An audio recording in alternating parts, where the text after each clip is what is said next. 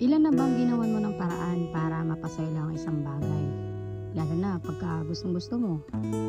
At sa lahat ng yon, naging masaya ka ba? O mas nasaktan? Sumakses ka ba? O mas gumulo yung sitwasyon o buhay mo? Lumaki tayo na may paniniwala na kapag gusto, may paraan. Pag ayaw, may dahilan. Kaya ginawan mo ng paraan. Kaya nagtiis ka, kahit nahihirapan ka. Naghintay ka na maayos din ang lahat. Dahil sa isip mo, sa umpisa lang naman siguro magulo to at magiging okay din ang lahat. At dahil sa ginagawan mo ng paraan, napagod ka, na-drain ka, na-burnout ka, at nasasaktan ka na. At dahil ginagawan mo ng paraan habang tumatagal, dun mo lang nare-realize na dapat pala hindi mo na lang ginawa ng paraan, hindi mo pinilit. Pagdating sa huli, yung outcome palpak eh.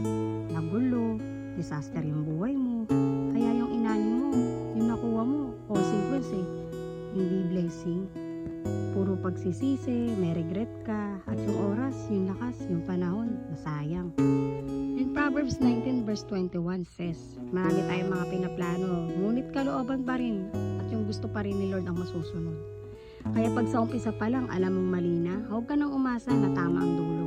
Huwag mong gawa ng paraan. Huwag mong pilitin na itama dahil kahit anong gawin mo, ang resulta niyan mali pa rin. Mali pa rin sa dulo. Kaya kung kaloob ng langit, kung kaloob talaga ni Lord yan, hindi kailangan gawa ng paraan. Hindi kailangan ipilit dahil pag para sa'yo talaga yan, hindi mo kailangan mag-effort ng masyado. Dahil si Lord ang kikilos para mapasayo yan, sa career man, sa relasyon o sa business man yan.